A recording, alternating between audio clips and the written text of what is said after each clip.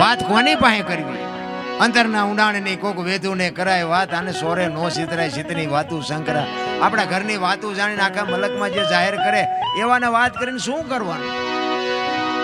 આપણી પાસે આમ આપણો પોતાનો હોય એના જોડે બેઠો હોય ને આખા ઘરની ડિટેલ જાણીને બીજાને જઈને કે હવા દેણામ કરી ગયા હો, એને માણા કહેવાય? એ આપણો કહેવાય? મિત્ર હેડા કીજીએ ઢાલ સરીખા હોય, સુખમાં પીછે રહે દુઃખમાં આગે હોય. બાપુ ભાઈબંધ તો એવા હોવા જોઈએ. હગો નો હારો હાંપડે ને મિત્ર મળે લબાડ, પત્ની મળે કભાર. જ્યાં તો એળે જો તાર તણે પખા મોડા હોય ગિરનાર ભેગું થઈ જવાય ને શું જીવીને કરવાનું ભલા?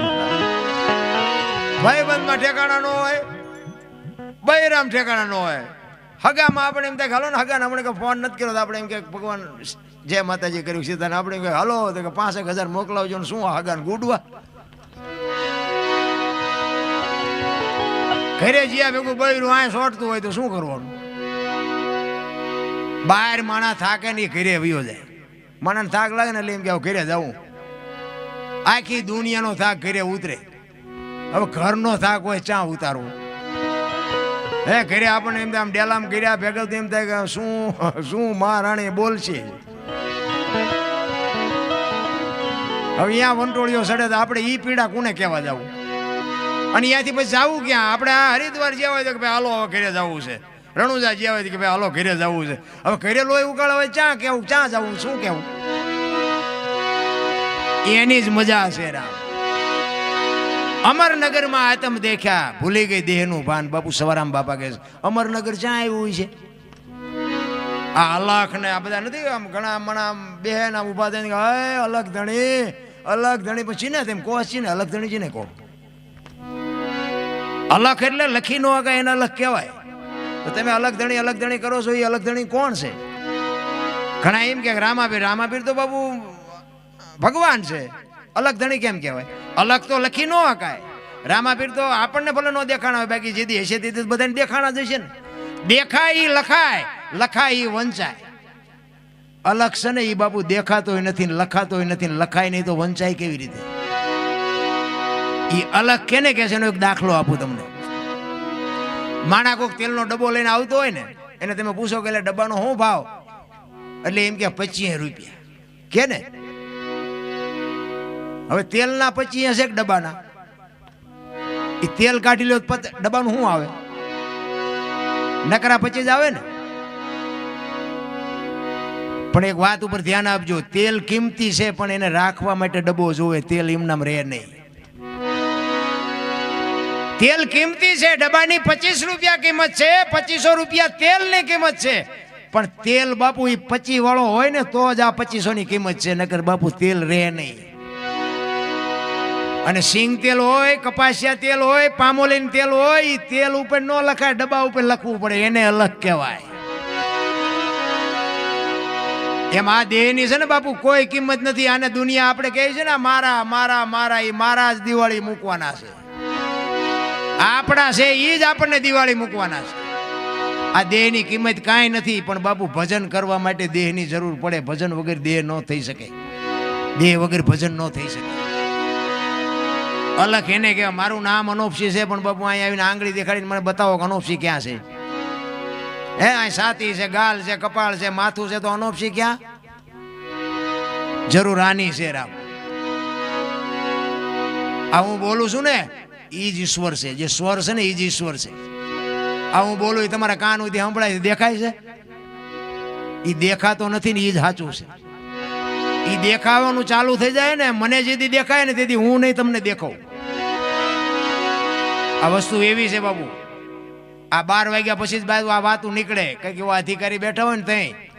બાકી કોઈને કઈ કીધા જેવું નથી. નકર એમ કે અમને દેખાડો, જમ પાણીપુરી વેચવા નીકળ્યા હોય જાણે. એમ નથી, મહેનત કરવી પડે. અમે ઘણી જગ્યાએ પ્રોગ્રામ જ આવીને તો કે આપણે રામાયણની વાત કરી, કીધું સાંભળેલું બીજું કંઈક કહો. આપણે મહાભારતની વાત કરી, એ સાંભળેલું બીજું કંઈક કહો.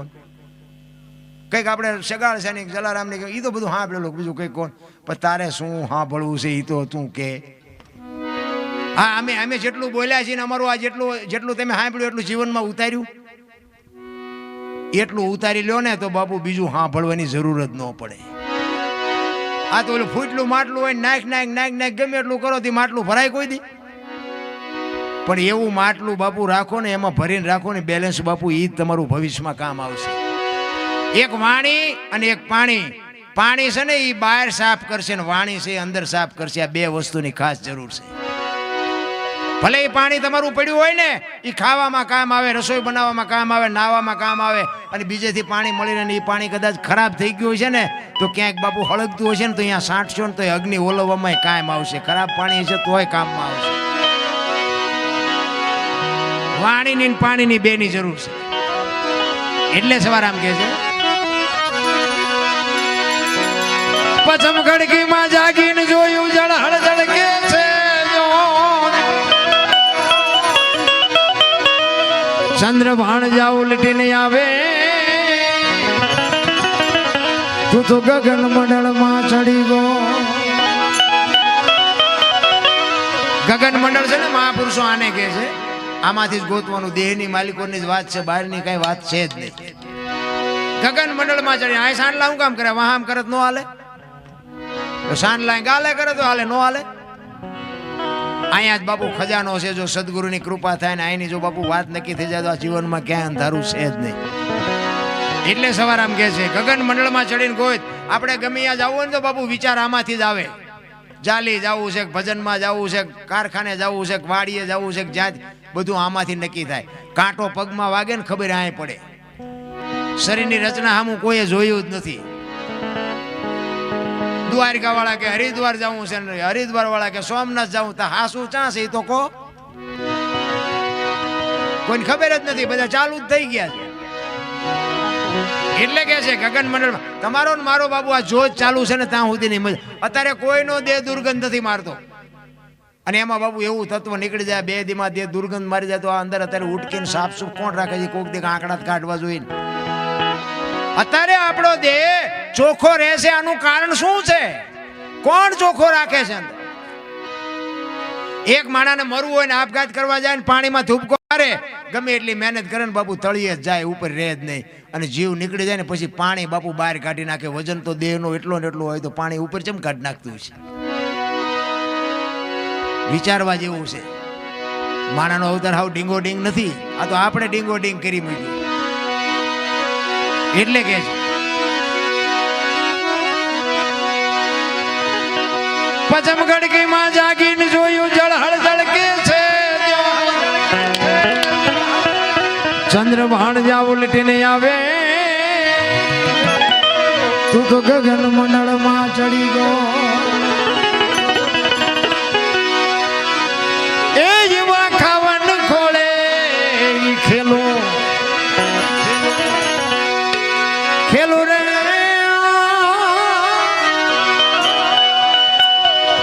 એ સુરત જાણે જાણે જાણે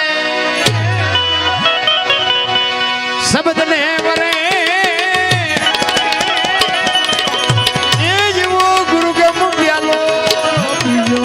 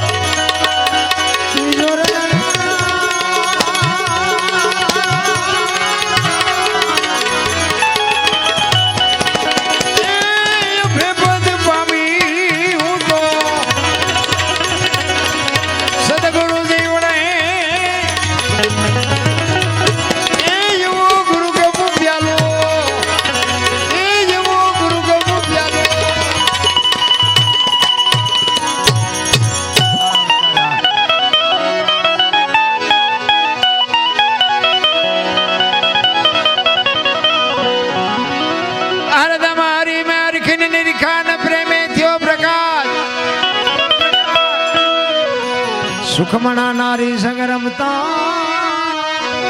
તેથી પૂરી કરી તી મારી સમુદ્ર મંથન થયું ને, સમુદ્ર મંથન થયું ને પછી બધી હારી હારી વસ્તુ બધા લઈ ગયા, ઘણું બધું નીકળ્યું હતું. છેલ્લે ઝેર ને કોડા બે વધ્યું અને ભોળાનાથ આવ્યા. એ રહી ગયા હતા, વાંહે રહી ગયા. ભોળાનાથ આવ્યા, એ કે કાંઈ વધ્યું? એ કે ઝેર ને કોડા છે. એ કે ઝેર લાવો. ઝેર એમને પીધું અને કંઠમાં રાખી નીલકંઠ કહેવાના. પછી ક્યાં કોડા? કે ના, ઝેર બીજું એટલે લાવો, હજી પીજો. ભાઈ કે કોડા નહીં. તો કે એવા કોડાનું શું કરવું? એ કે હેલિકોપ્ટરમાં નાખીને ફેરવો, બે ચાર બધા નાખી દો. અમે આ ભજનમાં જઈએ ને એટલે અમે ચીક ચીક જોયું તો એમ થાય કે અહીંયા હેલિકોપ્ટર વધારે રોકાણું હોય એવું લાગે. એ સમુદ્ર મંથન થયા પછી બાપુ ધર્મરાજાના દરબારમાં માણા, ઢોર, પશુ, પક્ષી બધાને બોલાવ્યા. કારણ કે બધાના દેહ બનાવ્યા હતા, ઉંમર નહોતી આપી. ઉંમર તો આપવી પડે ને, વહેલા મોડા હમાય નહીં. એટલે બધા બેઠા હતા અને એમાં પછી ધર્મરાજાએ હુકમ કર્યો કે ભાઈ બધાને 40 વર્ષ ઉંમર જાઓ. એટલે માણા આમ છેલ્લે બેઠેલો, ઈ કે બસ 40 વર્ષ દે. કારણ કે માણાએ ઠેઠથી ભિખારી વેડા કર્યા. પછી ઓલા કૂતરા હોય ને, કૂતરા એને કીધું કે ધર્મરાજાને, ભગવાન કે અમારે 40 વર્ષ ધોકા ખાઈ કરીને ખૂટાડવાના, 40 વર્ષ અમારથી ન ખૂટે, આમાંથી કંઈક ઓછું કરી દો. એ કે 20 તમારા ઓછા કરી. કે આ કોઈને લેવા છે માણા? કે લાવો, અહીં લાવો. 60 કર્યા. પછી ઓલા બગલા હતા ને એને કીધું કે આગળ કળિયુગ આવે ને કે વરસાદ ન થાય, સરોવર ન ભરાય ને અમારે કે શિકાર મળે ન મળે, અમારે 40 વર્ષ કેમ ખૂટાડવા? એ કે 20 તમારા ઓછા કરી દો. કે આ કોઈને લેવા જાય માણા, કોઈનો વારો આવવા દે. 80 કર્યા. પછી ઓલા જમીનારી ઢળડાઈને જે હાલતા હોય ને, ખીચકોલા ને યારું ને પડકા ને, એ કે અમારે તો આખી જિંદગી ઢળડા જ કરવાના, અમારે 40 કેમ ખૂટાડવા? એટલે ભગવાન કે ભાઈ વધારે નહીં, તમારા 20 કે ઓછા કરી દો. 20 કે 20 કરું, 20 તો તમારે ભોગવવા જ પડશે. એ કે આ 20 કોઈને લેવા જાય એમને ભગવાન એમ કે માણા આ નહીં લે. માણા કે લાવો લાવો, એ પડ્યા છે કાયમ આવશે, લાવો એમ કહીને 100 કર્યા. અત્યારે બધા કહે ને માણાની ઉંમર 100 વર્ષ, પણ જીવન જીવવાની મજા 40 વર્ષ સુધી જ આવે. એક લખી લેજો તમારે જોવું હોય. પછી દીકરાને પરણો, દીકરાની વહુ આવે ને પછી ઘરે હાલે નહીં.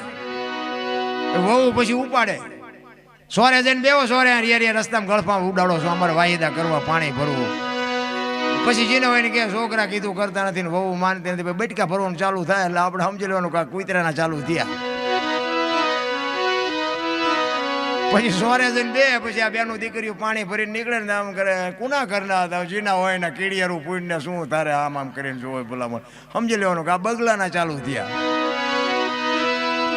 પછી છેલ્લે બીમાર પડે ને પછી આપણે ખબર કાઢવા જાય ને ત્યાં આપણને આપણી પાસે બાપુ રગ હે દરબાર ભગવાનને કંઈક અરજ કરો, મારી દોરી તાણી લે, હવે આ ભેદના મારથી જીરવાતી નથી. આપણને એમ થાય કે ઓલા શેલા સોર્યા સી ચાલુ થયા.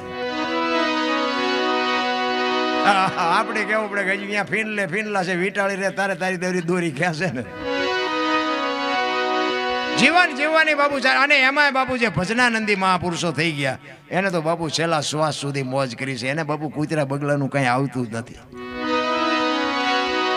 જીવન બાપુ છે ને જે સમાજમાં હોય, અને મારી તો એક જ ભરામણ છે કે સમાજ જેવડો હોય ને એવડો, જે કુટુંબ હોય ને બાપુ, કુટુંબની એકતા એક રાખજો, મા બાપની સેવા કરજો, ગુરુ મહારાજના શબ્દો ઉપર ભરોસો રાખજો. બસ આના સિવાય આ બધું વગર પૈસાનું છે. મા બાપની સેવા કરવામાં પૈસા ન જોવે, વ્યસન મૂકી દો એમાં પૈસા ન જોવે, પૈસા બચે. કુટુંબની એકતા હોય ને એમાં બાપુ પૈસાની જરૂર ન પડે. આ સુખી થવાની તમને મફત દવા દેખાડું. એક કઠિયારો હતો ને, કુવાડા ટીપાવી નીકળ્યો ને જંગલમાંથી, જંગલના ઝાડવા રોવા માંડ્યા. તો મોટા ઝાડવા હતા પૂછતા હતા કે હું કામ રોવો છો? એ કે ઓલો કઠિયારો કુવાડા ટીપાવીને ગયો ને વહેલો મોડો કાપી નાખશે. એ મોટા ઝાડવા હતા એને બહુ સરસ જવાબ આપ્યો. એ કે કઠિયારાની તાકાત નથી ને કુવાડાની તાકાત નથી, પણ હાથા જોઈજો માલપા આપડા છે. એ હાથા ન થાવ તો કોઈ ન કાપી શકે. એમ તમારા અને મારા કુટુંબમાં જદી વિખવા જાગે તેથી બાપુ ઊંડા ઉતરીને જોજો, એકાદો હાથો આપણો હોય ને કરી એકતા હોય તો આ દુનિયામાં કોઈની તાકાત નથી, કોઈ લાંબો હાથ કરી શકે. સમાજ કોઈ બી હોય એટલે એવા હાથા ન બનતા મિત્રો.